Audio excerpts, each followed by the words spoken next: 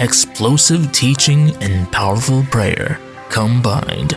Live with Pastor Sam Adeosun. It's time for Prayer Life with Pastor Sam Adeosun. Praise the Lord. Hallelujah. Ẹ jẹ́ a gbàdúrà. Ọlọ́run wa àwa tún dúpẹ́ lónìí. Ojoojúmọ́ òun là ń mú ẹ̀bùn ọpẹ́ wa wá síwájú yín. Àdúpẹ́ o fún ẹ̀mí ìyè. Àdúpẹ́ fún oore ọ̀fẹ́. Àdúpẹ́ fún àlàáfíà. Àdúpẹ́ nítorí pé èyí ló ràn wá lọ́wọ́ láti wọlé láti jáde. Lórúkọ Jésù Kristi Olúwa gba ọpẹ́ wa. A yìn yín lọ́pọ̀lọpọ̀ nítorí àwọn ènìyàn wọ̀nyí pàápàá àwọn èrè ńláńlá tí à ń gbọ́. Láì gbọ́wọ́lé èèyàn. Láì ta nǹkan kan, láì ta omi, láì ta aṣọ, láì ta àkísà, láì ta ohunkóhun, láì ta iyẹ̀pẹ̀, láì ta òróró. Àwọn ènìyàn rẹ̀ bẹ̀ sí sọ èrè tó ní agbára. A yìn yín nítorí pé ẹ̀yin Ọlọ́run ẹ ṣe àwọn èèyàn níyì. Jésù ló ẹ gba ọpẹ́ wa. Mo máa gbàdúrà fún yín pé bá a tún ṣe jọ parapọ̀ pé a tún jọ fẹ́ gbàdúrà tí à ń pe orúkọ Jésù Kristi. Mo gbàdúrà pé bí ẹ ti ń pe orúkọ náà, Ọlọ́run alààyè á máa dá yín lóhùn lórúkọ Jésù Kristi. Mo fi dá yín lójú pé tá a bá rí ohun kan tó dàbí ìpèníjà nú ayé yín, kò sí bó ṣe le tó o, mo ní Ọlọ́run kan tó ní agbára ju gbogbo agbára lọ. Tó gbé bẹ́ẹ̀ sọ pé ní orúkọ Jésù eékún á máa wólẹ̀, àwọn tó wà lọ́run, tó wà nílẹ̀, tó wà nísàlẹ̀ ilẹ̀.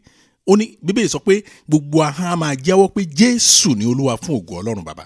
Tó bá jẹ́ bẹ́ẹ̀ lórúkọ Jésù Kristi inú àdúrà tó ní Ọlọ́run á gbògo. Mo ní Ọlọ́run á gbògo.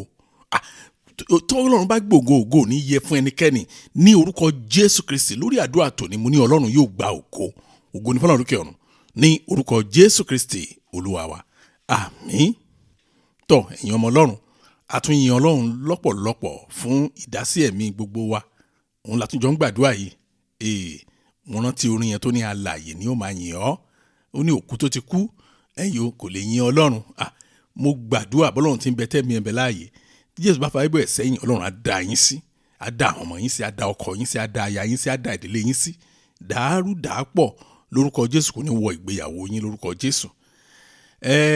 Àwọn kan ń béèrè Bible study wa da ohun àánú ń kọ́ kíní kan. Ẹ má bínú. Ẹ má bínú. Ṣẹ́ni gbogbo ọ̀nà la fẹ́ fi ó wu àwa náà tó bá possible lójoojúmọ́ ká máa jù. Ṣùgbọ́n ẹ̀mí ń fẹ́ mo ṣe mọ̀ tí mo ọ̀rọ̀ yẹn ní o ó ṣàìlera fún ara ẹ̀rí ìgbà mí èèyàn adé ìjókòó ń tán máa wù yàn báyìí ni pé kó kàn ṣáà jókòó napá kó na ẹsẹ̀ kó má sọ̀rọ̀ kó má kọrin kó má listen sí ohunkóhun ṣùgbọ́n mo gbàdúrà pé Ọlọ́run ti fún wa ní okun á máa jáde. Mo fẹ́ fi dá yín lójú pé Bible study á jáde, Bible study òjò àánú kan á jáde ó pẹ́ ju ọjọ́ 2 sí 3 síbi tá a wà tí ò bá jáde ní Friday á jáde ní Saturday. Any promise náà ní kẹjẹ́ ká pè lágbára Ọlọ́run. Ohun àánú ti kì í ṣe pé bóyá kò tí ì rẹ́dì wọ́n edit ẹ̀ lọ́wọ́ ṣùgbọ́n ṣe rí mo gbàdúrà pé Ọlọ́run á ràn wá lọ́wọ́ láti ṣe àwọn nǹkan tó bá yẹ fún wa a máa ṣe lórúkọ Jésù. Ká gbàgbé àdúrà wa tó tún kàn lọ́dún ìyẹn Yom Kippur. Àdúrà yẹn máa ní agbára gan o. Mo fẹ́ ká fọwọ́ tó lágbára mú o. Mo fẹ́ ká bẹ̀rẹ̀ sí kọ àwọn prayer point wa sílẹ̀ tá a fẹ́ bá Ọlọ́run sọ àwa àti ẹlẹ́dàá wa. Ẹ̀rí mi àtúnwọ̀ mo gbọ́ ẹ̀rí kan lẹ́yìn láti Canada. Alágbára Ọlọ́run láti Canada. Àwọn mi yẹn ń ṣàlàyé fún a ò ríra rí ṣebí tá a bá ti ríra rí ẹbí a ti sọ pé Pastor Sam tó gbọ́wọ́lé mi lọ́jọ́ yẹn ìgbà tá a ti ríra rí báwo ti fẹ́ gbọ́wọ́lé wọn. Ṣùgbọ́n bá a ṣe ń gbàdúrà ní ọjọ́ Wednesday náà ni wọ́n sọ wọ́n láwọn dẹ̀ mú gbogbo ẹ̀ ló dẹ̀ ń ṣiṣẹ́ a ṣiṣẹ́ fún ẹ̀yin náà lórúkọ Jésù Kristi. Ẹ má fi nǹkan kan kún o, mo fi ìyọ́nú Ọlọ́run bẹ̀ yín o. Ẹ má fi nǹkan tó kán tiẹ̀ fi lọ yín kó jẹ́ nǹkan tó ń tíntínní wọ́n ní ó tíntínní ẹ má bá wọn ṣe o. Torí pé inú orúkọ Jésù yẹn ò ní ìyanu yín wà èyí náà dẹ̀ ráàyè tẹ́wọ́gbà lórúkọ Jésù. Lọ́dún Abrahamic covenant wa on the 31st of December mo ti sọ ní ọ̀sẹ̀ kọjá pé wọ́n ti ṣe takuntakun kó jẹ́ pé London ni a ti máa ṣe. Ẹ má bínú ẹ̀yin yòókù àwọn ará London yẹn ó dàbí pé ẹnìkan sọ fún mi láàrin ìjọ Sunday ní ó fi dàgbà àwọn ará London yẹn Oliver Twist ni wọ́n mo ní èwo ló ń jẹ́ bẹ́ẹ̀ mo ní mo mọ Oliver Twist àwọn tí nǹkan kì í tó bẹ́ẹ̀ Ọlọ́run ti fẹ́ ká máa behave náà nìyẹn ó ní ká máa béèrè tí ẹ bá wà ní ìlú London tàbí tí ibi tẹ́ ń gbé òjìnà síbẹ̀ ẹ já parapọ̀ ká tún jọ gbàdúrà wọnú ọdún tuntun ẹ mọ̀ bá ṣe ń ṣe a máa broadcast ẹ máa béèrè ẹ bá ṣe ń ṣe ẹ máa rí wò kì í pẹ́ ní rí wò ẹ̀yin tẹ́ wà ní orílẹ̀-èdè míì ẹ máa rí wò ẹ máa rí gbọ́ lágbára Ọlọ́run à ń ṣiṣẹ́ lé lórí dáadáa ó jẹ́ dandan ṣe pé bá a ṣe ń ṣe lọ́dọọdún nìyẹn inú studio wa ní Nàìjíríà láti ń ṣe tẹ́lẹ̀ audio ni ṣùgbọ́n bọ́lọ̀ ń ṣe fẹ́ ṣe nìyẹn gbàgbọ́ mi nìyẹn so Ọlọ́run á ràn wá lọ́wọ́ ẹ jẹ́ àwọnú àdúrà wa lọ Mount Moriah orí òkè Moriah ó yẹ ká ti gbọ́ orí òkè yẹn rí ẹnìkan ní ẹ má sọ pé ó yẹ ká ẹ ti gbọ́ nípa orí òkè yẹn rí bẹ́ẹ̀ ni ẹ wo màá ṣàlàyé fún wa dáadáa nínú àdúrà yìí a fẹ́ wọnú àwọn apá kan lọ nínú ọ̀rọ̀ Ọlọ́run a dẹ̀ fẹ́ fi gbàdúrà nínú ṣàǹpé nínú àdúrà a tún máa ráàyè kọ́ ẹ̀kọ́ tó jinlẹ̀ àwọn nǹkan tí àwọn baba ńlá wa ò kọ́ wa tó pa àwọn náà lóye ẹ̀ ni wọ́n mọ̀ wọn ò ní orí ọ̀fẹ́ lára Ọlọ́run fún wa o ẹ̀yọ́ láti ní òye ọ̀rọ̀ Ọlọ́run Ọlọ́run fẹ́ gbà kẹ́nikẹ́ni fi jújú bò wá lójú fún àìmọye ọdún jújú náà fi ń bò wá lójú bóyá àwọn tó ń fi jújú bò wá lójú yẹn bóyá àwọn gan òye wọn ni o tàbí wọ́n mọ̀ àmọ́ ṣùgbọ́n fact kan wà ń bẹ pé a ò ní òye ọ̀rọ̀ Ọlọ́run ẹ wo we all have our own personal Mount Moriah gbogbo apáta la máa dé ìkórìtà orí òkè Moriah tiwa kí ló ṣẹlẹ̀ lórí òkè Moriah níbi tí Ọlọ́run ti máa ń dán ìgbàgbọ́ wò gbogbo apáta ni ṣùgbọ́n kíní kan wà tó máa ń jẹ́ kí n ronú ìrònú yẹn dẹ̀ máa ń ní agbára gan kíní ọ̀hún ni wípé ó yà mí lẹ́nu wípé àwa kìrìsìtẹ́nì òde òní a ò ní irú ìrírí tí àwọn ará bíbélì rí àwọn ará bíbélì wọ́n rí Ọlọ́run lójú kò ojú wọ́n rí agbára Ọlọ́run ń ṣiṣẹ́ lójú kò ojú wọn ò dẹ̀ lè gba 1/10 ìdákanú ìdámẹ́wàá àdúrà táwa lè gbà wọn ò lè gbà ibẹ̀ mo ti mọ̀ lóòótọ́ pé kì í ṣe bí èèyàn ti gbàdúrà tó òun ló mátà kì í ṣe iye ọjọ́ tẹ́ fi gbàdúrà òun ló mátà ẹ gbọ́dọ̀ ní àwọn òye Ọlọ́run téèyàn sì yẹn gbọ́dọ̀ ní òye ẹ̀ dáadáa rí ibi tá a máa lọ́nù àdúrà wa lò ṣe rí orí òkè yẹn òun ni Ọlọ́run dàrẹ́ẹ̀tì bàbá wa Abrahamu lọ ẹ̀yìn láti lọ fi ọmọ ẹ̀rú bọ orí òkè yẹn ni orí òkè tí Ọlọ́run ti ń dán ìgbàgbọ́ ènìyàn wò oh my God ibẹ̀ gan ni mo ti fẹ́ bẹ̀rẹ̀ àdúrà yẹn ẹ wo mo máa ń sọ kíní kan dáadáa wípé ṣe rí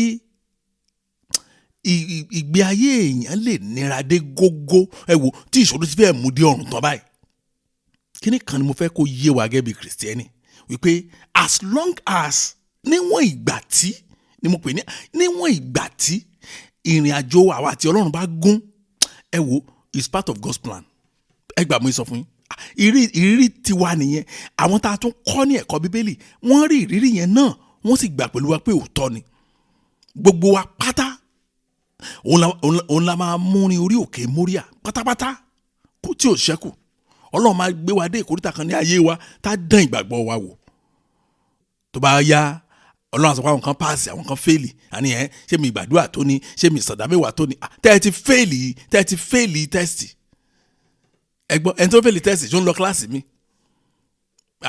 ó máa ń dàbí ọ̀rọ̀ tó le ṣùgbọ́n òkodoro ni ewu síbi téèyàn lè ti òkodoro sí tá a máa ti sómi tẹ́ bá dénú omi òkodoro náà la máa jẹ́ kíní kan ò ní wẹ̀ dànù lára ẹ rí ẹ jẹ́ ká bẹ̀rẹ̀ ibi tá a máa kà máa pọ̀ bá a ṣe ń kà lá máa gbàdúrà Genesis chapter 22 verse 1 Genesis chapter 22 verse 1 ayérayé o ìbéèrè sọ pé nígbà tí ó ṣe Ọlọ́run dán Abrahamu wò ó pè é ó sì fún pé Abrahamu sì dáhùn pé èmi nìyí ẹ wo ìgbà Ọlọ́run ní déètì fún o ìpè ẹ̀yin apá bíi Monday ni màá test yín ẹ̀yin apá bíi January ní ti yín ẹ̀yin apá bíi 2000 irọ́ Ọlọ́run lè decide pé ẹ̀yin ló kàn lónìí láti dán ìgbàgbọ́ yín wò ohunkóhun ló dẹ̀ lè lò ní ọjọ́kọ́jọ́ tó bá wù ló lè lò ẹ̀rí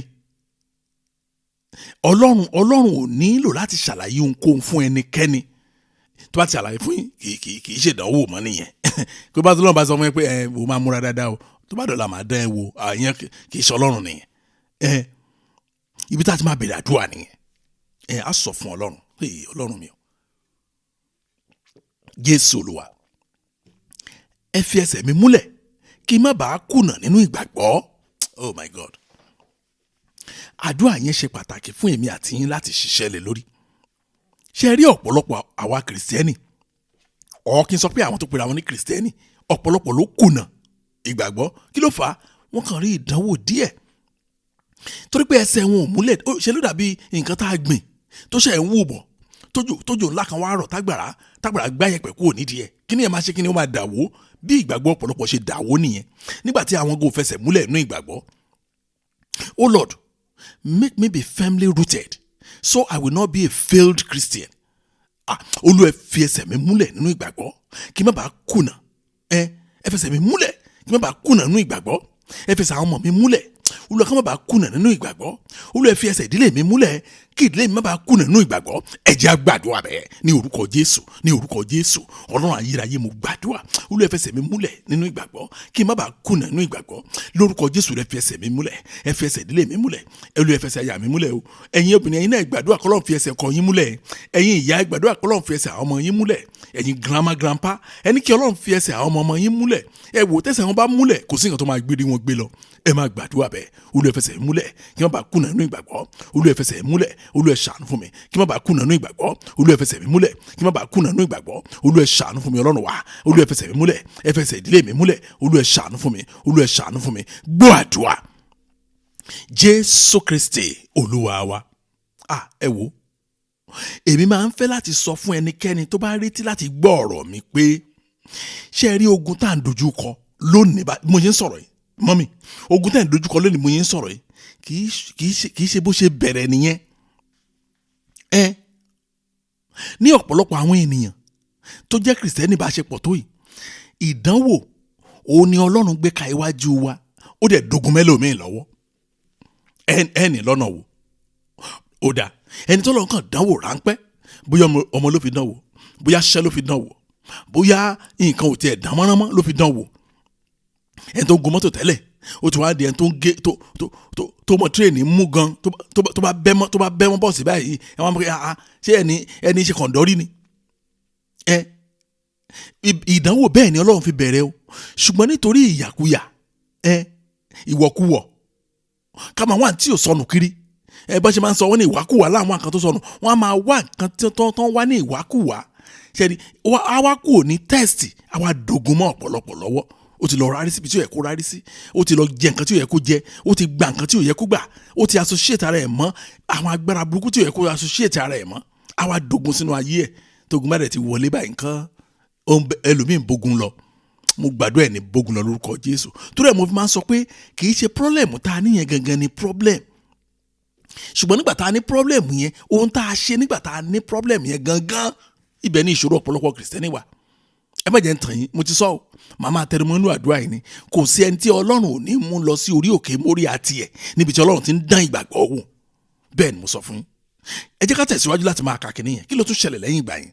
Ẹsẹ̀ kejì verse 2 Genesis 22 yẹn abọ́sẹ̀sẹ̀ kejì. Bẹ́ẹ̀ sọ pé ó ní Ọlọ́run sì wí pé mú ọmọ rẹ àní Ísákì ọmọ rẹ kan ṣoṣo ni tí ìwọ fẹ́ràn lọ sí ilẹ̀ Moriah kí o sì fi rú ẹbọ sísun níbẹ̀ lórí ọ̀kan nínú àwọn òkè tí èmi yóò sọ fún ọ.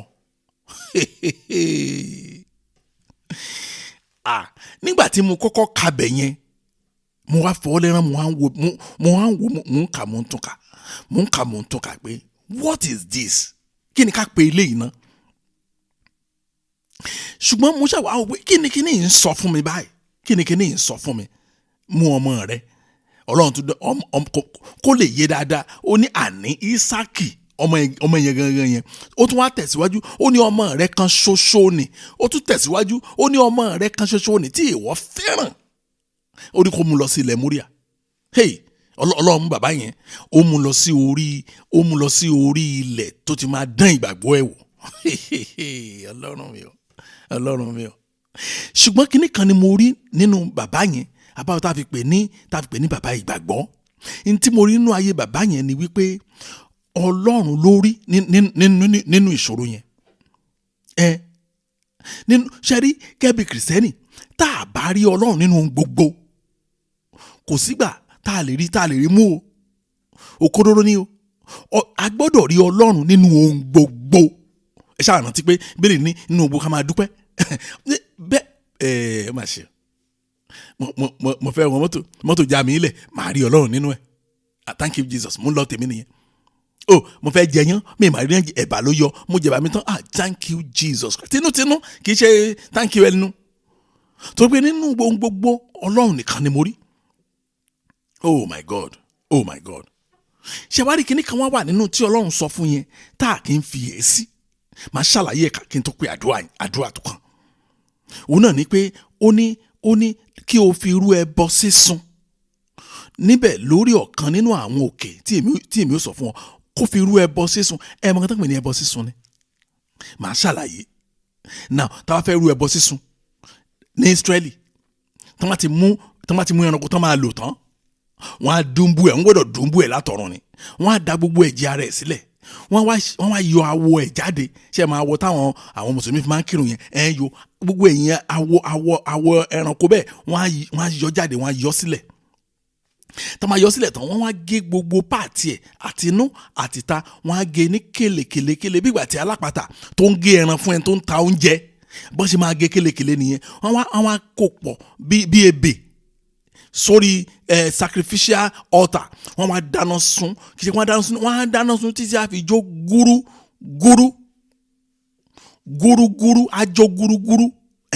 Ṣé ẹ rí awọ yẹn? Òun náà máa lọ fún àlùfáà náà máa sábà fún ní awọ yẹn, awọ ẹran, pé láti bí evidence pé mo ti ṣe ẹbọ rẹ sísun lénìí. Nǹkan tí Ọlọ́run kí bàbá yẹn lọ ṣe sọ́mọ ẹ nìyẹn. Ṣùgbọ́n mo sọ̀rọ̀ kan lẹ́ẹ̀kan, mọ́mì dáàdì, tẹ́ ẹ bá fẹ́ gbádùn Ọlọ́run dé góńgó, ẹ rí Ọlọ́run nínú gbogbo. Ṣùgbọ́n àwọn ará bí ò ní gbà o. Bóyá iṣẹ́ kan bọ́ lọ́wọ́ ẹlòmíì báyìí, ó tán o, ó lè gbọ́ ògùn yẹn nítorí ẹ̀. A ní ayé ló ń ṣeun, kò rí Ọlọ́run nínú ẹ̀. Ẹ rí, ǹjẹ́ ẹ mọ̀ tọ́lọ́run ń sè lọ́wọ́? Ẹ mọ̀ nǹkan tọ́lọ́run ń pòpọ̀ lọ́wọ́? Àwọn ará bíi wọ́n rí Ọlọ́run nínú gbogbo. ẹ jẹ́ kó gbàdúrà ẹ̀. A sọ fún Ọlọ́run, Jésù Olúwa, ẹ fún mi ní orí ọ̀fẹ́ tó ń rí Ọlọ́run nínú gbogbo. Oh Lord, give me the grace that sees God in all things. Orí ọ̀fẹ́ tó ń rí Ọlọ́run nínú gbogbo. Olúwa ẹ fi fún mi lónìí kí n lè gbádùn yín dé gbogbo. Ẹ jẹ́ á gbàdúrà bẹ́ẹ̀ ní orúkọ Jésù. Ọlọ́run ayérayé, mo gbàdúrà orí ọ̀fẹ́ tó ń rí Ọlọ́run nínú gbogbo. Olúwa ẹ fún mi lónìí orí ọ̀fẹ́ tó ń rí Ọlọ́run nínú gbogbo. Olúwa ẹ fún mi orí ọ̀fẹ́ tó ń rí Ọlọ́run nínú gbogbo. Látòní mo fẹ́ máa rí Ọlọ́run nínú gbogbo. Olúwa ẹ fún mi ní orí ọ̀fẹ́ bẹ́ẹ̀ kí n lè bẹ̀rẹ̀ sí gbádùn yín, kí n má bàa fẹ́ẹ̀lì kí n má bàa fẹ́ẹ̀lì ìdánwò ìgbàgbọ́ lórúkọ Jésù Kristi. Kémi náà lè wọnú àwọn ẹlẹ́rìí tòótọ́ lọ. Olúwa ẹ ràn mí lọ́wọ́ lónìí kí n lè rí Ọlọ́run nínú gbogbo. Gbọ́ àdúrà. Jésù Kristi Olúwa wa. Ẹ wo mo mọ̀ fẹ́ jẹ́ ká tẹ̀lé ìtàn ìkànlẹ̀kànlẹ̀ nínú àdúrà yìí kẹ́ ẹ lè rí gbogbo nǹkan tí mo rí. Mo fẹ́ kẹ́ ẹ rí gbogbo nǹkan tí mo ṣe mú ní verse by verse. Ẹ wo nínú gbogbo iṣẹ́ ìyanu àṣẹ gbọ́dọ̀ jáde kí èèyàn sì gbọ́dọ̀ gbọ́ràn sí àṣẹ yẹn lẹ́nu. Ìgbọ́ràn ó jẹ́ kan náà àwọn kan tó máa ń ṣáájú kí iṣẹ́ ìyanu tó ṣẹlẹ̀. Bẹ́ẹ̀ ni kì í ṣe ìgbọ́ràn nìkan. Àwọn tí mo tájọ kọ́ ẹ̀kọ́ kan ní ṣé kìí ṣe London àti ní Freiburg láìpẹ́ yìí ni wọ́n mọ̀ pé a sọ nípa understanding. Ọlọ́run mi o, ẹ máa gbọ́ tẹ máa gbọ́ ní tí ìyanu bá fẹ́ ṣẹlẹ̀, wọ́n á ní dìde gbé àkéte rẹ kí o sì máa rìn. There must be a command. Ó máa farahàn ṣáání nínú miracle. Ẹ máa gbọ́ pé ó yá lọ wẹ̀ létí odò. Ẹ máa gbọ́ Lázárù jáde wá. There must be a command kí ìyanu tó bò ó. Ṣùgbọ́n nígbà míì àwọn àṣẹ tá a jáde yẹn, àwọn ọ̀rọ̀ tó máa fi command wa yẹn, ó máa ń nira bí irú sí bàbá yìí. Ṣùgbọ́n ṣe rí àwọn wọ̀nyí, wọ́n ti sọ ayé wọn nù pátápátá fún Ọlọ́run. They don't care about themselves again. They only care about God. Alábàjọ tí Ọlọ́run fi ń fara hàn wọ́n ní ojúkòójú. Ẹlòmíà bèrè pé báwo lè ṣe máa mọ̀ pé Ọlọ́run ló ń sọ̀rọ̀. Àwọn bá Ọlọ́run ni wọ́n ti mọ ohùn Ọlọ́run. Kò yẹn ò kì í ṣe ọ̀rọ̀ pé Sátánì dọ́gbọ́n wá. Àwọn ti bá Ọlọ́run dé stage kí wọ́n ti mọ ohùn ẹ̀. Ó yẹ kọ́rọ̀ yẹn yé yín dáadáa. Nígbà tẹ́nìkan bá ti pè yín hello, pé ó pé hello báyìí ti mẹ́rin tó ń sọ̀rọ̀. Láì tí tó kí ló fà á, ẹ ti wà used mọ́ra yín to that point. Ẹlòmíì ti dá nọ́mbà ọ̀rẹ́ ẹ̀ mọ̀ débi pé tí wọ́n ti nọ́mbà yẹn báyìí láì tí ẹ̀ worúkọ ẹ̀ ó ti mọ̀ pé òun ló pè ó. Bẹ́ẹ̀ ni mo sọ fún yín. ó yẹ ká dá Ọlọ́run mọ̀ débẹ̀. Ohun tí Ọlọ́run ní kí bàbá yìí ṣe kò rọrùn o. Ohun tó ṣẹ́ni tí Abraham wá ṣe next ó ṣọ́ọ̀kì mi gan. Bẹ́ẹ̀ ni ohun tí bàbá Abraham ṣe lẹ́yìn ọ̀rọ̀ yẹn ẹ̀yìn wípé lọ sí orí òkè Moriah ṣe báyìí kó lọ fi ọmọ yẹn kó fi rú ẹbọ sísun sí mi. Ohun tí bàbá yẹn ṣe next mo ní what? Mo máa gbọ́dọ̀ múra sí ìgbàgbọ́ mi báyìí. Ní tí mo sọ mà nìyẹn, mo máa sọ jáde mà ní pé mo máa gbọ́dọ̀ múra sí ìgbàgbọ́ mi báyìí. Ẹ jẹ́ ká wo ẹsẹ̀ kẹta, Genesis 22 verse 3. Ẹ̀gbọ́n ti bẹ́ẹ̀ sọ ni. Wọ́n ní Abraham sì dìde ní kùtùkùtù òwúrọ̀ ọjọ́ kejì. Ó sì dì kẹ́tẹ́kẹ́tẹ́ rẹ̀ ní gàárì.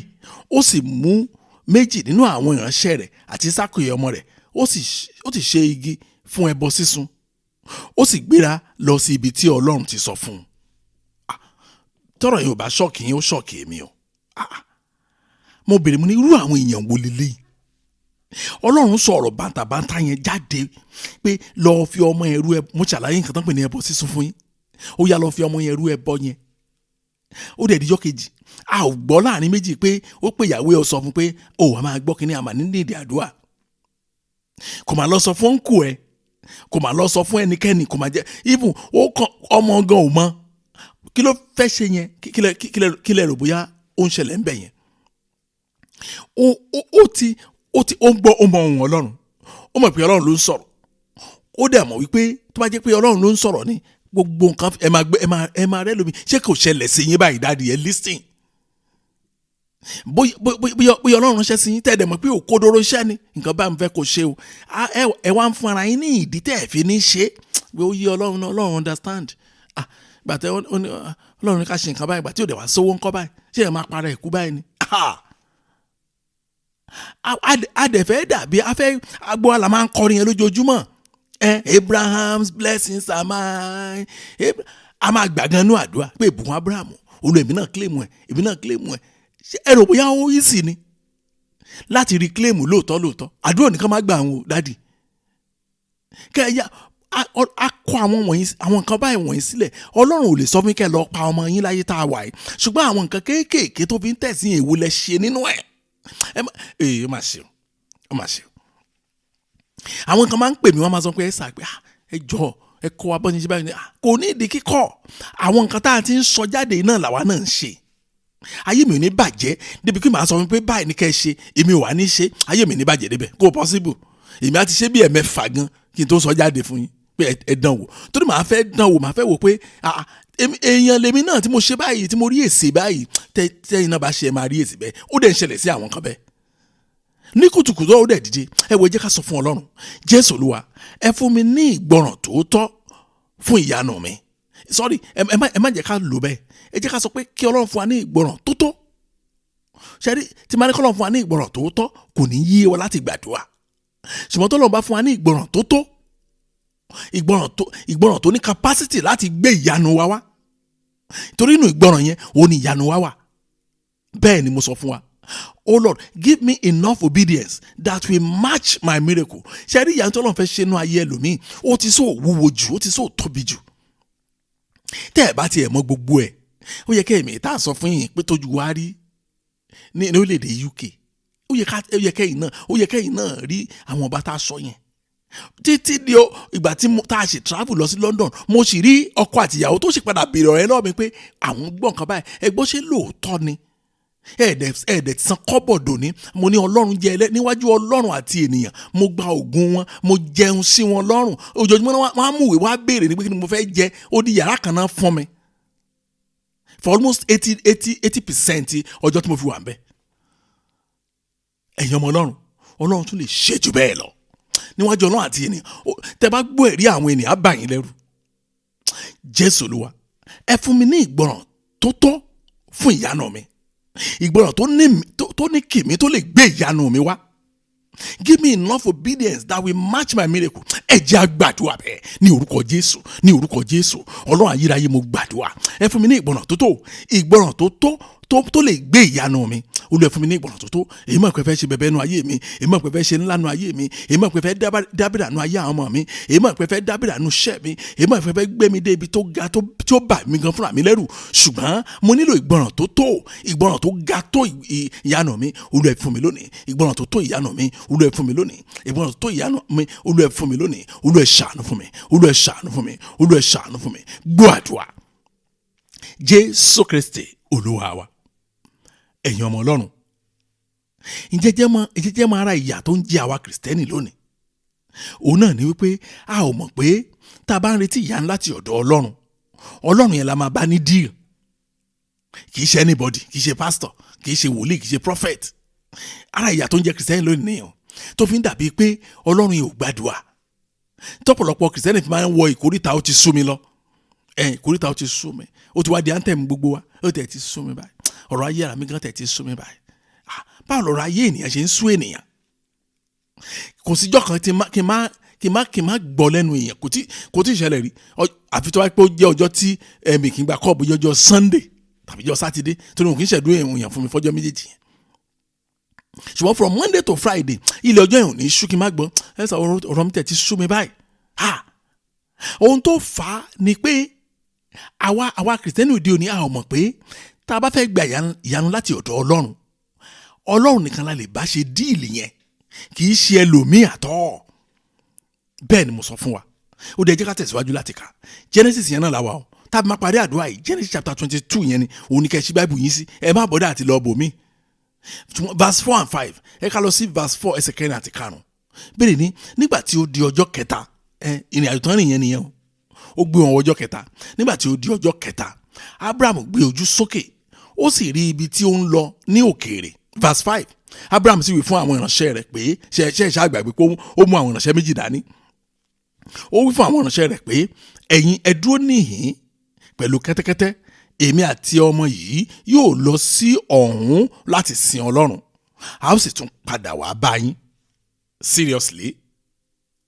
Ẹ̀kan mo sọ next ni mo ní mo kọ sábẹ́ ẹ̀ gan ni nínú Bíbélì tí mo ń kà lọ́jọ́ yẹn mo kọ seriously. Ṣé ọ̀rọ̀ ni máa ń sọ yìí? Ṣùgbọ́n lítà mo á discover pé mo mọ̀ díẹ̀ tó fi sọ bẹ́ẹ̀. Ẹ̀yin ọmọ Ọlọ́run, ó sọ fáwọn yẹn pé kán dúró síbí pẹ̀lú kẹ́tẹ́kẹ́tẹ́. Ó ní èmi àtọmọ mi a máa lọ sọ́hun yẹn, àwa sì ń lọ ẹ̀wù ṣẹ́dó ìkẹlọ́ yẹn ibẹ̀ là ń lọ. Ṣùgbọ́n ìyẹn dúró síbí tì ẹ̀rí tó bá lọ sin Ọlọ́run, a fẹ́ lọ sin Ọlọ́run, gbogbo ènìyàn táwọn ènìyàn láti ọjọ́ ẹ̀ a fẹ́ wá sin Ọlọ́run ni.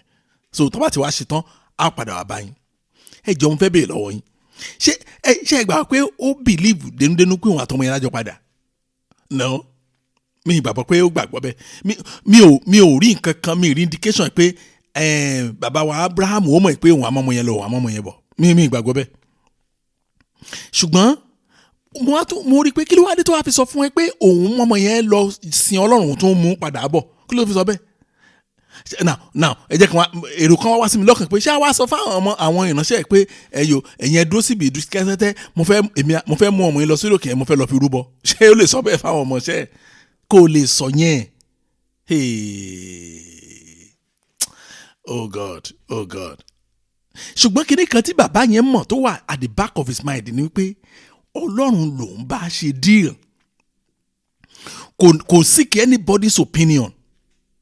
Mọ́mì, mò ń sọ fún yẹn ń dákún ọ̀rọ̀ yín ni. Tí ẹ bá ń la nǹkan kan kọjá, kẹ́ ẹ wá gbé fóònù yín kẹ́ ẹ máa pelé. Mọ́mì, ṣe pé ẹ̀yin nìkan lẹ kù fún mi ní màmá, mi mo dẹ̀ ṣe dáadáa sí yín o. Ṣé rí iṣẹ́ tá à ń ṣe náà tá a fi send owó sí yín? Ṣé ẹ ti gbọ́ báyìí? Ẹ̀dẹ̀ jókòó tẹ́tẹ́rẹ́, ẹ̀dẹ̀ bá mi. Ẹ jọ̀ọ́ nítorí Ọlọ́run. Ẹni tẹ́ mo máa ń sọ̀rọ̀ yín dáadáa. Ẹni tó pé tẹ́ ẹ bá send owó sí kò ní òun gan ò lè sanwó school ọmọ tiẹ̀. Ẹ̀yin wá níṣòro ìgbàgbọ́ yín ni pé irú ẹni yẹn lábàáyín wá solution títí tó ń bá mọ solution ṣá máa gbowó jẹun lọ́wọ́ yín. Oh my God. No, ẹ̀yin náà ẹ try láti rò, ẹ jẹ́ kí n fún yín ìṣẹ́jú kankan ìrò, ẹ ti ẹ̀rù díẹ̀ náà. Ẹni tó jẹ́ pé bí bó bá máa tọ̀ ẹ̀yin tọ́mọ ẹ̀ bá fi ṣe báàdì lásán tẹ́ ẹ̀ bá fowó sí wọn ò ní ṣírí ṣe. Ẹ wá ní issue ìgbàgbọ́ yín ni pé ẹni tó máa mú yín làájá tá introduce yín sí pastor tá jẹ́ kí ọ̀nà yín gún padà, òun lẹ́yìn tó pé ẹ̀yin lẹ̀ ń bọ̀. how is that even sensible? ṣé ọmọ ọpọlọ dání? tó bá yẹ pé ọlọ́run tó mú yín lọ bá yẹn, bàbá tó mú yín lọ bá yẹn, ìyá tó mú yín lọ bá yẹn, tó bá yẹ pé ibẹ̀ lọ́nà wà, kò ní ní ìdá ti depend lẹ́yìn lórí náà. Ọ̀nà tí a ti dayọ̀ tipẹ́ even ṣáájú yín. Òun ni mo sọ lẹ́ẹ̀kan pé tó bá pé lóòótọ́ ọwọ́ ọlọ́run lẹ ti ń wá mírèkù, òun lẹ máa make deal pẹ̀lú. Bàbá yìí tó ń jẹ́ Abrahamu yìí, ó make deal pẹ̀lú ọlọ́run, kò tí ẹ̀ rí tẹlòmíì rò. Ẹ wo ẹ̀kọ́ ńlá la rí lónìí o. Mo dẹ̀ fẹ́ ká tún yìn báìbẹ̀ sínú ìgbàgbọ́ wa, kẹ́ ẹ wá dán ọlọ́run kẹ́ ẹ wo nǹkan tó lè ṣẹlẹ̀. Bẹ́ẹ̀ ni mo sọ fún yín. Ọlọ́run mi o. Ṣùgbọ́n ó ṣe ní láàánú mara ọkìsẹ́ni òde òní. Nígbà tí wọ́n bá nílò mírèkù lọ́wọ́ ọlọ́run, ìgbà yẹn náà wọ́n sọ pé bàbá kan wà ń bí bá wọn ò ní dìrì pẹ̀lú ọlọ́run yẹn o, bàbá kan tó wà ń bí ni wọ́n ní ṣọ́ọ̀ṣì wa. Kí ni ètò máa ń pa mí lẹ́rù ju ẹ̀ má bínú. Ìkan wà tó máa ń pa mí lẹ́rìn dénú. Àwọn mìíràn church yẹn ni mo ń bá síta kan sọ ó lẹ́sà oní church yẹn ó ní testimony máa ń ga every Sunday ní tó máa àwọn programs máa ń ṣe yẹn every month yẹn ẹ̀yẹn lọ bẹ́ẹ̀ máa gbóríṣiríṣi testimony ẹ máa ìyanu ń ṣẹlẹ̀ àwọn afọ́jú wọ́n ń ríran àwọn arọ mo ní ayé mi o mo wá bẹ̀rẹ̀ sí rẹ̀ ni ó lè rẹ́rìn ni mo ní àwọn tẹ́ bá ti rẹ́rìn báyìí ó ní nǹkan tẹ́ rí mo ní máa ṣe tiẹ̀. Nígbà tó wá lọ tán mo wá sọ fáwọn tó wà ń bẹ̀ tó gbọ́ mo ní ṣe ẹgbọ́n nǹkan tẹ́ nìyẹn sọ ẹnìkan ní mi ṣe sọ mo ní rọ̀ ọ̀rọ̀ ẹ ti kọjá àlàyé torí ó máa ń ṣẹlẹ̀ bẹ́ẹ̀ tí máa ti pẹ́ nìkan wà ọ̀rọ̀ ẹ ti kọjá kí n máa pariwo mo ti sọ̀rọ̀ mo rí pé ní tó ti fẹ́ ọ̀nà tó fẹ́ gbà ó ti mú màmá wo ni. ẹ̀gbọ́ testimony tó lòun gbọ́ ṣọ́ọ̀ṣì ó báyìí wọ́n láwọn gbọ́ mo ní èwo lòun fúnra ẹ̀ sọ ṣé ìyẹn ò yà yín lẹ́nu. church wa wọ́n máa testimony pọ̀ ẹ máa gbọ́ mi bẹ́ẹ̀ ẹ máa jó ẹ máa yọ̀ ni ẹni tó dẹ̀ ń sọ̀rọ̀ yẹn mélòó lòun fúnra ẹ̀ ti sọ. Ó kí ni ẹ̀ máa ń fọ́nì gan táwọn ìtàn máa ti ń sọ. Ẹ̀rí wọn ò ní make deal pẹ̀lú ọlọ́run other things tó máa make deal pẹ̀lú. Ìyẹn tó dẹ̀ fa ni pé wọ́n á ní máa bọ̀ jẹ́ kí n gbọ́wọ́lé ẹ màá bẹ́ẹ̀ ṣiṣẹ́ kan màá fọ̀nà màá ṣe kíní kan màá lọ bẹ́ẹ̀ gbàdúrà màá lọ bẹ́ẹ̀ ṣe kíní àwọn nǹkan báwọn yẹn ló máa ń wò ó máa ń tìlì wa. Tó dẹ̀ fa ni pé they want to be in control of our lives.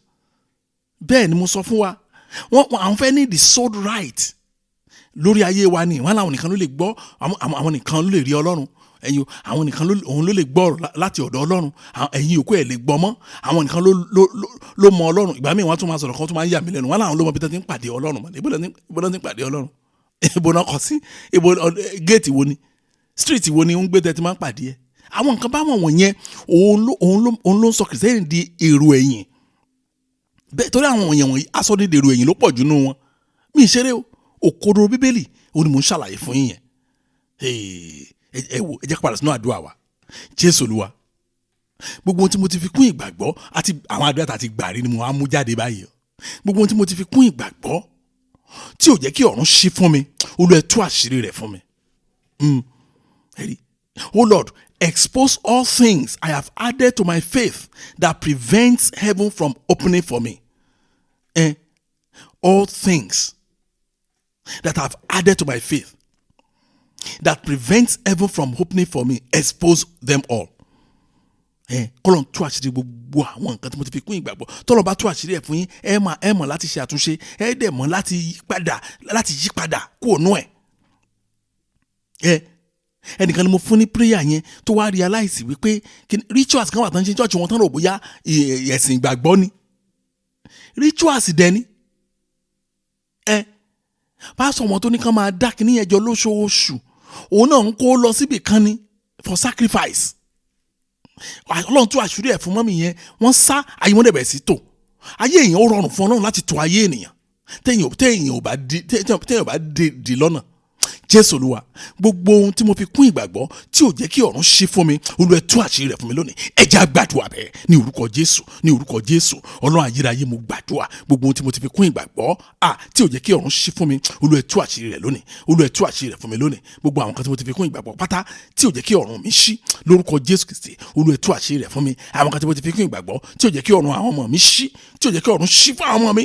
Àwọn kan tí mo fi kún ìgbàgbọ́ tí ò jẹ́ kí ọ̀run ṣí fún ìdílé mi ní orúkọ Jésù Kristi Olúwa ẹ tú àṣírí ẹ wò ẹ gbàdúrà kí ẹ wò tí ẹ bá gbọ́ ẹ̀rí ẹlòmíì nípa àdúrà yìí ẹ máa múra jù báyìí lọ gbogbo àwọn tó ti fi kún ìgbàgbọ́ tí ò jẹ́ kí ọ̀run ṣí fún ìdílé mi ní orúkọ Jésù Olúwa ẹ tú àṣírí rẹ̀ fún mi lónìí Olúwa ẹ tú àṣírí rẹ̀ sí gbangba ẹ tan ìmọ́lẹ̀ níbẹ̀ lónìí ẹ tú àṣírí rẹ̀ fún mi lónìí gbọ́ àdúrà Jésù Kristi Olúwa wa ẹ̀yin ọmọ Ọlọ́run nígbà tí ọdún tí mo kọ́ ka ìtàn bàbá Abrahamu kì í ṣe pé wọ́n fi wàásù o tẹ̀mí fúnra mi jókòó tí mo kà á ṣé nígbà tí mo dé verse 6 7 8 9 and 10 ẹsẹ̀ márùn-ún yẹn mo dẹ̀ ká mo dẹ̀ rẹ́rìn mo dá rẹ́rìn pé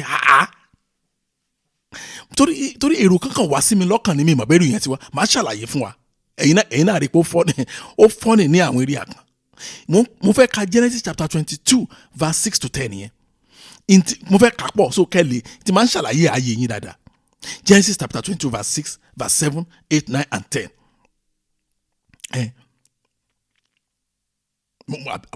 mo wò pé àbí kí n dúró ní ẹsẹ̀ kẹsàn-án mo lè dúró ní ẹsẹ̀ kẹsàn-án ẹ má wọrí Abraham sì gbé igi ẹbọ sísun náà rú Ísákì òun fúnra rẹ̀ sì mú iná àti ọ̀bẹ bí àwọn méjèèjì ti ń lọ ibẹ̀ mo ti wá bẹ̀ sí èrò kankan wà sínú ọkùnrin bẹ̀ sí rẹ̀ ni mọ èrò yẹn ok màá ṣàlàyé Abraham ìránṣẹ́ méjì àti ọmọ ẹ̀ wọ́n rìnrìn àjò ọjọ́ kìíní ìkejì ìkẹta pé bọ́n ti rìn náà ń sún mọ́ orí òkè Moriah yẹn tó wáyé pé òbí ọmọ Yorùbá ni òbí àwa Nàìjíríà ni a ti máa ní Ọlọ́run mi o mo máa ń súnmọ́ òkè yìí báyìí sọ Ọlọ́run ní ṣe nǹkan kan ó dáa tí mo dẹ̀ mo ṣe ń gbàdúrà tó ọwọ́ Ọlọ́run dẹ̀ ti béèrè ọmọ yìí o ṣáwá pa ọmọ ìmọ̀ mi lọ́wọ́ ni èrò tá a máa wá sọ́kàn wa nìyẹn má jẹ́ ká tara wa jẹ verse 7 ẹ ká tún máa wo ó ti gbégiru ọmọ yẹn ó ní ká máa lọ nígbà tán ó wá kàn án méjì nìkan Ísákì sọ verse 7 Ísákì sọ fún Abraham bàbá rẹ̀ pé bàbá mi Abraham sì dáhùn pé èmi nìyí ọmọ mi Ísákì tún wá wípé wò ó iná àti igi nìyí ṣùgbọ́n níbo ni ọ̀dọ́ àgùntàn fún ẹbọ sísun náà wà what an intelligent guy màá ṣàlàyé lórí ìyẹn òbí àti ọmọ màá ṣàlàyé ẹ ṣáà mọ̀rọ̀ mi dáadáa tó bá jẹ́ ọ̀rọ̀ ọmọ mi ò ní rival ẹ̀yọ̀ kò sí rival topic lé lórí pé òun ni number 1 priority lọ́dọ̀ mi àwọn ọmọ dáadáa ní church tàti ń jọ́sìn wọ́n mọ̀ pé àwọn ọmọ yẹn number 1 nǹkan tó bá wà pẹ̀lú kó ṣe ọgbọ́n àwọn ọmọ wọn yẹn ẹ̀rí verse 8 Abraham sì dáhùn pé ọmọ mi Ọlọ́run fúnra rẹ̀ yóò pèsè ọ̀dọ́ àgùntàn fún ẹbọ sísun náà bẹ́ẹ̀ ni àwọn méjèèjì jùmọ̀ ń lọ nígbà tí wọ́n sì dé ibi tí Ọlọ́run sọ fún Abraham ó mọ pẹpẹ kan ó tò igi lé lórí ó sì dí Ísákì ọmọ rẹ̀ ó sì dá a dùbúlẹ̀ lórí pẹpẹ náà ẹ wò máa kí n tàn yín everything tí mo kà sí nínú bíi ó rọǹkì pátápátá létí mi how is that possible from start to finish ó kọ mọ ìjọ tí mo kọ́kọ́ kà mú ṣàǹtún kà mú now nǹkan méjì ni mo rí ń bẹ̀ yẹn ìkíní ni pé I wonder how he was able to train his son like that ó yà mí lẹ́nu bí Abraham ṣe lè train ní ọmọ ẹ̀ dé stage yẹn number 1 ọmọ ẹ̀ ní òye Ọlọ́run ó ní òye sacrifice ó mọ̀ pé wọ́n ti ní gbogbo material ó kẹyọ kan ibo náà ti máa rẹ́ran tán máa lò ìkejì tí mo tún níbẹ̀ yẹn ni pé ọmọ yẹn ní total obedience sí bàbá ẹ̀ ó trust òbí ẹ̀ now ẹ jẹ́ kí n pause bẹ́ẹ̀ ká gbàdúrà máa padà sí nǹkan tí mo sọ yẹn méjèèjì yẹn bó tẹ́ ká gbàdúrà náà Ọlọ́run mi o in tó dẹ̀ ṣẹlẹ̀ tí àwa kìrìsìtẹ́nì òde òní ò mọ̀ tó kò sígbà tí n bá fi kíní wàásù àwọn yẹn ni ayé ìgbà yẹn ti lọ màá kàn mí rí ok ẹ̀dẹ̀fẹ́ gba mírèkù ìgbà yẹn mo sọ fún àwọn nǹkan tí mo ń kọ́ ní ẹ̀kọ́ ìbílẹ̀ ìyọ́ kan ẹnìkan ní àìsàn tí tó ṣẹlẹ̀ yìí ó ní agbára gan ayé ìgbà yẹn ti lọ mo ní but ẹ ṣàfẹ́ gba mírèkù ìgbà yẹn báyìí wọ́n ní bẹ́ẹ̀ ni but ẹ fẹ́ ṣe nǹkan ayé ìgbà yẹn ẹ fẹ́ sin Ọlọ́run bí ayé ìgbà yẹn how is that possible? When you serve God the wrong way, you will not get the same result. Ṣẹ́rí ó simple láti understand Ọlọ́run òun ló rọrùn jù. Mo ní kẹ́jẹ́ ká gbàdúrà yìí náà ẹ jẹ́ máa ṣàlàyé Jésù Olúwa ẹ bá mi rìn nínú ìyanu ṣe rí àwọn wọ̀nyí nínú Bíbélì Ọlọ́run ti bá wọn rìn nínú ìyanu gbogbo tá à ń káyè tó ń yà wá lẹ́nu yìí kan àrẹ́sẹ̀ pani fáwọn àwọn ò ká sí Ọlọ́run ti sọ bá wọn rìn nínú ìyanu débi pé wọ́n ti mọ̀ wọn ò tiẹ̀ oh God wọn ò ro tara wọn mọ́. Oh Lord, walk with me in miracle. Jésù Olúwa ẹ bá mi rìn nínú ìyanu. Mo tẹ̀ fẹ́ kúrò nínú ẹgbẹ́ ẹ bá mi yin Olúwa lógo ògo abọ́yìn mo jẹ ajẹun lánàá ìyẹn la jẹ lánàá yin Ọlọ́run àwọn ìdúpẹ́ gbágagbàga àwọn ìdúpẹ́ já yamayama àwọn ìdúpẹ́ tí ò fẹsẹ̀ múlẹ̀ nínú ìgbàgbọ́. Kì í ṣe àwọn ìdúpẹ́ tó oh God àwọn ìdúpẹ́ bẹ́ẹ̀ yẹn á gbọ́ everybody á mọ̀ pé this can only be God òun ló ṣe léyìí. Jésù Olúwa ẹ bá mi rìn nínú ìyanu ẹ bá ìdílé mi rìn nínú ìyanu ẹ jẹ́ á gbàdúrà bẹ́ẹ̀ ní orúkọ Jésù Ọlọ́run ayérayé mo gbàdúrà Olúwa ẹ bá mi rìn nínú ìyanu Olúwa ẹ bá mi rìn nínú ìyanu ẹ bá ìdílé mi rìn nínú ìyanu ẹ bá ọkọ mi rìn nínú ìyanu ẹ bá aya mi rìn nínú ìyanu ẹ bá àwọn ọmọ mi rìn nínú ìyanu ó yá ẹ gbàdúrà kí Ọlọ́run bá yín rìn nínú ìyanu èmi náà gba tèmi kọ́lọ́run bá mi rìn nínú ìyanu ó yẹ máa sọ fún Ọlọ́run bẹ́ẹ̀ Olúwa bá mi rìn nínú ìyanu Olúwa bá mi rìn nínú ìyanu ní orúkọ Jésù Kristi Olúwa bá mi rìn nínú ìyanu Olúwa bá mi rìn nínú ìyanu Olúwa ṣàánú fún mi lọ́pọ̀lọpọ̀ gbọ́ àdúrà Jésù Kristi Olúwa wa mo sọ tẹ́lẹ̀ fún wa mo sọ pé Ọlọ́run ló mọ bí bàbá wa Isaac bó ṣe train ọmọ ẹ̀ ó dẹ̀ wà very very important o torí pé ọmọ yẹn tó bá pé kì í ṣọmọ tá a train ni miracle yẹn ò ní ṣẹlẹ̀ ní ìdílé yẹn láéláé bẹ́ẹ̀ torí ẹni Sátánì ṣe ó ti lu àwọn ọmọ kan fún ìdílé kan tó yẹ pé miracle wọn ò lè dé láéláé mọ́ ó dẹ̀ wà lọ́wọ́ òbí bẹ́ẹ̀ ni mo sọ fún wa ẹ̀wẹ̀ má jẹ́ ń tàn yín tá a bá fi àgàmù rárá hàn àwọn ọmọ wa wọ́n máa kó ìrà Ọlọ́run tó pé that's why mo sọ máa sọ fún wa pé ẹ jẹ́ ká máa gbàdúrà ẹ má jẹ́ àdákẹ́ lórí àwọn wọ̀nyí torí ọ̀pọ̀lọpọ̀ òbí ti fi àgàmù rárá hàn ọmọ ẹ̀ kò tẹ̀ jẹ́ kí ọ̀rọ̀ Jésù wù mọ́ àwọn èèyàn kan wà ní church àwọn kì í ṣe church kan mo ti ní ọ̀pọ̀lọpọ̀ churches àwọn ọmọ tó jẹ́ youth tó yẹ pé àwọn ló yẹ kó jẹ́ ògo ọjọ́ iwájú ìjọ yẹn wọ́n kàn máa rò bá bí ìgbà tó yẹ pé àwọn òbí wọn padán ayé mi ò ní bàjẹ́ ẹ sọ bẹ́ẹ̀ fúnra yín náà Ọlọ́run mi o God will only bàbá yẹn ní God will provide ó tún yà mí nígbà tí bàbá yẹn di ọwọ́ ẹ̀ méjèèjì ó dà dùbúlẹ̀ ó dẹ̀ dọ̀bálẹ̀ now kí ni mo rí níbẹ̀ yẹn máa ṣàlàyé ẹ̀ ọ̀pọ̀lọpọ̀ ilé ó ti ń ṣẹlẹ̀ but ẹ̀yin náà tó bá taba yín ẹ̀yin náà lọ tún ṣe ẹ jọ̀ọ́ ẹ má bínú sí mi tí n bá sọ̀rọ̀ kan tó wá pé ẹ lọ tún bẹ̀ ṣe ni kẹ́ ẹ lè tún ṣe ni oh God mo rántí ní ọdún yẹn lọ́hùn mo lọ sí mo ya ilé ọmọ ìjọ wa kan ni ṣé wá rí ọmọ ìjọ wa yẹn bí àbúrò ló ṣe jẹ́ sí mi bí àbúrò ló ṣe jẹ́ sí mi tó dáa ti mọ́ra wa somewhere kó tó bẹ̀rẹ̀ sí wá sí ìjọ wa so wọ́n mọ̀ pé àjọ ó mọ̀ ìgbà tí mo wà ní ọ̀dọ́ so ọmọ kékeré ni bí bọ́ọ̀ ọmọ tá a ránṣẹ́ ń gbà yẹn ni so ẹnu mi gbà láti bá sọ̀rọ̀ bíi family àwa délé ẹ̀ bá a ṣe jókòó báyìí kò pẹ́ tá a jókòó ó wá ń bá ọmọ yẹn sọ̀rọ̀ pé kó kúrò ní ibi tá a wà yẹn pé òun fẹ́ bá dádì sọ̀rọ̀ yẹn èmi lórí fàásì yẹn o pé òun fẹ́ bá mi sọ̀rọ̀ pé kọ́ ọmọ yẹn máa lọ sí òkè ọmọ yẹn wá bẹ̀ pé why tó fi máa lọ sókè ó wá tún àrà mo ti ṣàlàyé fún ẹ̀ náà pé òun fẹ́ bá dádì sọ̀rọ̀ ó ní ọ̀rọ̀ wo oníṣẹ́ ọ̀rọ̀ yẹn le tó bẹ́ẹ̀ ni ṣé wà sensitive ni so bó ṣe wá ń sọ̀rọ̀ lọ mo rẹ́rìn músẹ́ ìtọ́ ìbò ń pè ní smile gbàtọ́ ọmọ yẹn wá lọ tán eventually wá ní ó ní mo ṣe ń rẹ́rìn mo ní ara mo ní mo smile ní mi laugh ó ní the same thing ó lóun ṣáà rẹ́rìn mi ó lóun mọ̀ pé something is wrong nìyẹn pé kí ló ṣẹlẹ̀ mo á rẹ́rìn mo á pe orúkọ ẹ̀ mo ní òun bá ọmọ yẹn sọ̀rọ̀ ó ń béèrè why lọ́wọ́ ẹ̀ why so o ti lose credibility lọ́dọ̀ ọmọ yẹn nìyẹn tó bá bẹ́ẹ̀ ni mo sọ fún yẹn gbà mo sọ fún yẹn you can deny it all you want you can disagree all you want ṣùgbọ́n òkodo rebel junction la ṣe máa padà sí in 5 years time mo dúró níwájú mo dúró lórí Kristi àpáta mo mọ̀ pé nínú ìgbàgbọ́ mo wà níwájú ẹ̀yin ọmọ Ọlọ́run ẹ̀ ń gbọ́hùn mi ì lè sọ fún ọmọ mi pé báyìí ni mo fẹ́ kó ṣe kó béèrè pé why kò ṣẹlẹ̀ rí torí pé a ti fi àwọn ẹ̀kọ́ kan kọ́ wọn kán tiẹ̀ tó bẹ́ẹ̀ sí gbọ́n gan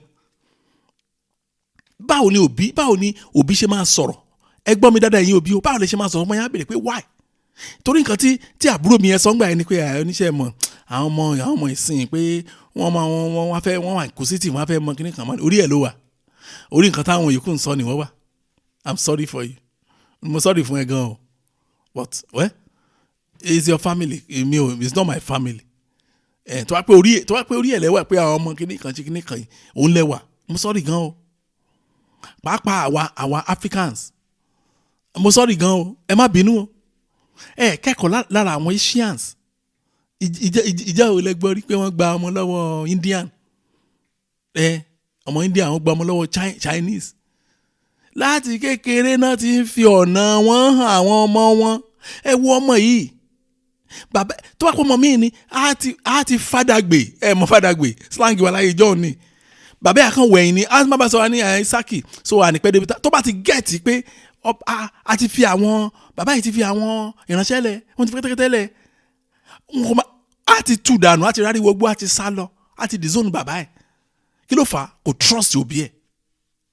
Ẹ wo ọmọ ẹ wo ẹ jẹ́ ká gbàdúrà mo mọ̀ pé àbọ̀rọ̀ la máa ń sọ fún ọmọlúàbí tó bá dénú a máa ráwọn kan tó pé ọ̀rọ̀ yà ṣe wọn ní rere o bẹ́ẹ̀ ni mo sọ fún wa o. Mo fẹ́ kẹ́ ẹ bẹ̀rẹ̀ sí create relationship pẹ̀lú ọmọ yìí débi pé wọ́n á trust yín whatever you tell them.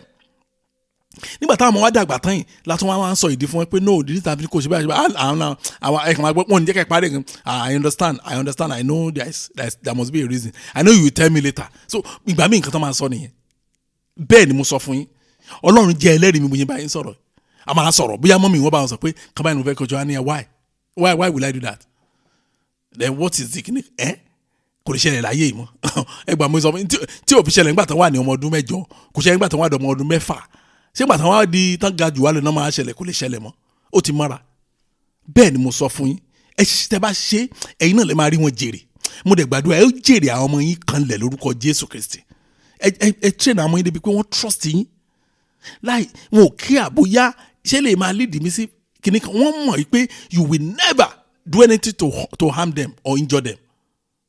Jésù Olúwa ẹ sọ ọ̀rọ̀ ẹnu mi di àṣẹ létí àwọn ọmọ mi. Oh my God tọ́lọ́run bá gbà fún yín bẹ́ẹ̀ parenting máa wù yín o parenting ẹ lè tún fẹ́ àbí ká tún bẹ̀rẹ̀ ráǹdì bímọ mi ni mo ń sọ fún yín táwọn ọmọ yín bá dàgbà dáadáa ìgbà yẹn lè máa wá mọ ayọ̀ tó wà nù pé kéèyàn bímọ. Oh Lord, make my word the final authority in the ears of my children.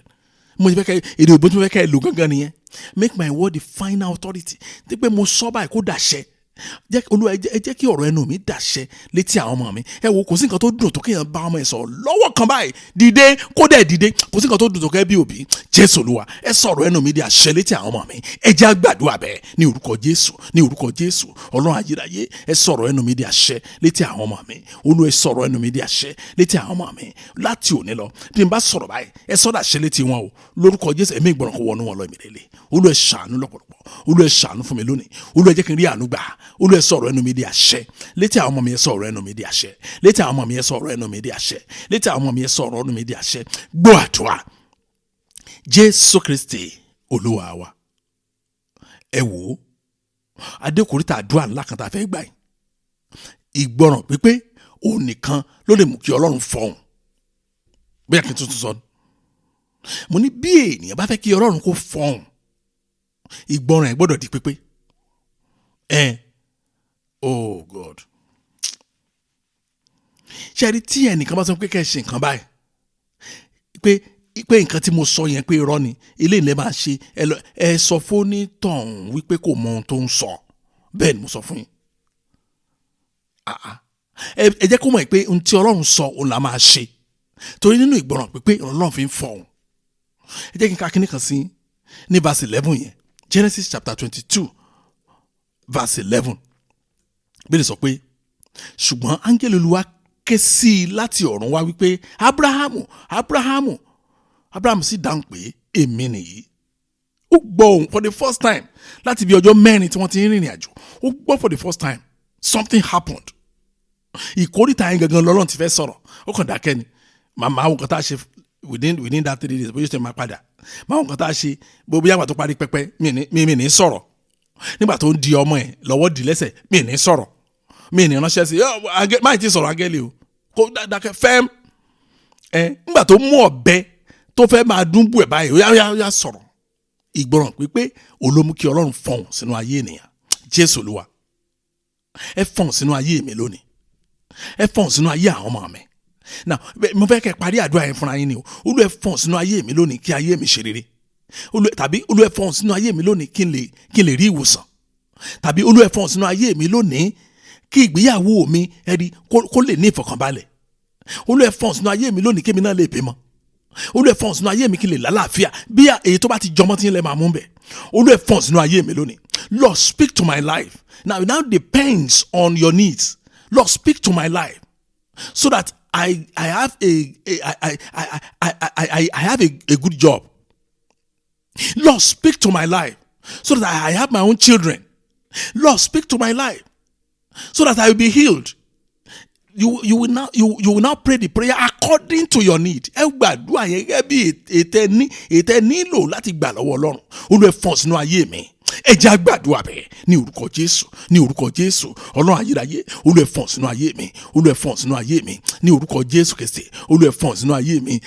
Olúwa ẹ fọ̀n sínú ayé mi o. Ní orúkọ Jésù Olúwa ẹ fọ̀n. Olúwa ẹ fọ̀n sínú iṣẹ́ ìránṣẹ́ mi. Ẹ fọ̀n sínú ìdílé mi. Ẹ fọ̀n sínú ayé àwọn ọmọ mi. Olúwa ẹ fọ̀n sínú ayé aya mi. Aya náà gbàdúrà. Olúwa ẹ fọ̀n sínú ayé ọkọ mi. Olúwa ẹ fọ̀n kí ayé wa lè gba ìtura, kí ayé wa lè tẹ̀síwájú, kí ayé wa lè ní ìsinmi, kí ayé wa lè ní ìfọ̀kànbalẹ̀. Olúwa ẹ fọ̀n sínú ayé àwọn ọmọ mi kí lè jèrè wọn, kí lè ní ìfọ̀kànbalẹ̀ lórí wọn, kán lè ní àlàáfíà. Ó yẹ máa gbàdúrà, ẹ tẹra máa dúrà. Olúwa ẹ fọ̀n, gbọ́ àdúrà. Jésù Kristi Olúwa wa. Ẹ jẹ́ kí n wá fi pẹ̀lú ìdúpẹ́, pẹ̀lú ọkàn ayọ̀, ẹ jẹ́ kí n fi announce ẹ̀ fún yín báyìí wípé nígbà tí Ọlọ́run bá fọ̀hùn, oh God, ìyanu ń ṣẹlẹ̀, ànító àti àníṣẹ́kù ó ń farahàn, ìlera ó ń farahàn. Bẹ́ẹ̀ ni ìfọ̀hùn Ọlọ́run ni. Genesis verse 12 to verse 14. Ẹ̀gbọ́n kan tí Bíbélì sọ ni. Ó ní áńgẹ́lì Olúwa sì wípé má ṣe fi ọwọ́ kan ọmọ náà, ìwọ kò sì gbọ́dọ̀ ṣe ní ohun kan. Nísinsìnyí ni mo mọ̀ pé o bẹ̀rù Ọlọ́run nítorí pé ìwọ kò fi ọmọ rẹ, àní ọmọ rẹ kan ṣoṣo dùn mí. Abraham sì gbójú sókè, ó sì rí àgbò kan tí ó fi ìwo há pàǹtírí, ó sì lọ́ọ́ mú, ó sì fi rú ẹbọ sísun dípò ọmọ rẹ̀. Abraham á pe orúkọ bẹ̀ ní kíni o, Jehovah Nisi, tó túmọ̀ sí kíni, Olúwa yóò pèsè. Bẹ́ẹ̀ ni wọ́n sì ń wí dídí òní olónìí ní orí òkè Olúwa ní a ó ti pèsè. Wọ́n sọ́dọ̀ níbẹ̀ ní àdúgbò yẹn, orí òkè Olúwa láti pèsè. Jehovah Nisi. Ẹ̀yin ọmọ Ọlọ́run, ìgbọràn wa gbọ́dọ̀ pé kí ìyanu tó ṣẹlẹ̀. Mo dẹ̀ sọ pé tí Ọlọ́run bá dẹ̀ fọ̀hùn, nígbà tí ìgbọràn wa bá pé tán, ohun tí ò tó máa ṣẹ́kù. Àìsàn tó dàbí kó máa gbẹ̀mí yín báyìí ń sìn báyìí, á wá dìtàn. Ẹ wò, ẹ jẹ́ ká sáré gbàdúrà ká tó lọ gbàdúrà àánú wa. Á sọ fún Ọlọ́run, Jésù Olúwa, mo ti fẹ́ kẹ́ gbà gan ni mo ti fẹ́ pè yín o. Ẹ rán ìpèsè yín sí mi láti ibi mímọ́ wá. Ẹ wà máa mú, ẹ tún wá gbàdúrà ibi tẹ̀kan, but tí tẹ́ máa fi bẹ̀rẹ̀ ní pé Olúwa ẹ rán ìpèsè yín sí mi láti ọ̀run wá. Ìpèsè iṣẹ́ rere, ìpèsè ọmọ, ìpèsè ọkọ, ìpèsè àlàáfíà. Ẹ̀yin lẹ wá mọ̀ nǹkan tẹ́ máa wá fi sí. Oh Lord, send your provision to me from your holy place. Lord, provide good work, provide health. You will now be praying the prayer according to your need. Jésù Olúwa, ẹ rán ìpèsè yín sí mi láti ibi mímọ́ wá. Ẹ máa gbà, ẹ pèsè iṣẹ́ fún mi, ẹ pèsè, ẹ jẹ́ á gbàdúrà bẹ́ẹ̀ ní orúkọ Jésù, ní orúkọ Jésù. Olúwa ẹ rán ìpèsè yín sí mi láti ọ̀run wá. Ẹ rán ìpèsè yín sí mi láti ọ̀run wá. Olúwa ẹ rán ìpèsè yín sí mi láti ọ̀run wá. Olúwa ẹ ṣàánú fún mi lónìí. Ìpèsè iṣẹ́ lórúkọ Jésù ẹ rán sí mi. Olúwa ìpèsè àlàáfíà, ìpèsè ohun rere, ìpèsè ìwé ìgbélú. Ó yẹ èyí tó bá jẹ́ tí ń bẹ̀ máa gbà. Ó yẹ bẹ̀ sí gbà, ẹ bẹ̀ sí gbà. Gbọ́ àdúrà. Jésù Kristi Olúwa wa. Ẹ jẹ́ á lọ gbàdúrà àánú wa. Àsìkò ti lọ tán pátápátá. Ẹ jẹ́ á lọ gbàdúrà, ẹ jẹ́ ká lọ gbàdúrà. Ìṣẹ́jú kan péré la ní fún àdúrà yẹn. Ẹ má jẹ́ ká waste time, ó yẹ máa gbà. Ẹ jẹ́ ká gbà, ẹ jẹ́ ká gbà, ẹ jẹ́ ká gbà. Ẹ máa gbà, ẹ gbà dáadáa. Olúwa Jésù dáhùn. Ní orúkọ Jésù dáhùn yẹn lọ. Ní orúkọ Jésù dáhùn. Gbọ́ àdúrà. Jésù Kristi Olúwa wa. Ẹ jẹ́ á gbàdúrà. Ọlọ́run wa wá yìn orúkọ yín fún àǹfààní tẹ́ tún fún wa lónìí. Mo gbàdúrà lónìí yóò jẹ́ ọjọ́ ìdáhùn. mo ní yóò jẹ́ ọ̀dọ̀ ìdáhùn láti òkè wá. Mo ní Ọlọ́run yóò sọ̀rọ̀ ní ọ̀run, ọ̀rọ̀ rẹ̀ yóò sáré tètè, yóò sì ṣiṣẹ́ ìyanu nínú ayé yín lórúkọ Jésù Kristi. Mo gbàdúrà fún yín níwọ̀n ìgbà tẹ́ ẹ ti gbàgbọ́ pé ẹ ò ní fi ohunkóhun mọ́ orúkọ Jésù, ní orúkọ Jésù Kristi, orúkọ náà ṣe yín ní rere, á ṣe àwọn yín ní rere, á ṣe ìdílé yín ní rere, á ṣe aya yín ní rere, á ṣe ọkọ yín ní rere, á ṣe àwọn ọmọ yín ní rere, á ṣe ìran yín ní rere. Mo gbàdúrà pé orúkọ Jésù Kristi yóò ṣe ayé yín ní rere lórúkọ Jésù Kristi. Ògo Ọlọ́run yóò farahàn, agbára wà láàyè Ọlọ́run yóò ṣiṣẹ́ fún yín. Ògo ni fún Ọlọ́run lókè ọ̀run ní orúkọ Jésù Kristi Olúwa wa. Àmín. Jẹ́ kí ló bẹ Jésù Kristi Olúwa wa. Ìfẹ́ mọ́ ti Ọlọ́run dàpọ̀ tí ẹ̀ mọ́ kó máa bá wa lọ. Kọ́lọ́run kó ṣàánú fún wa. Àti rí àánú gbà o. Mọ́mì múlẹ̀ ti rí àánú gbà. Dáàdì ní orúkọ Jésù ẹ ti gba àánú Ọlọ́run. Ògo ni fún Ọlọ́run lókè ọ̀run ní orúkọ Jésù Kristi Olúwa wa. Àmín. Praise the Lord. Hallelujah. Thank you and God bless you.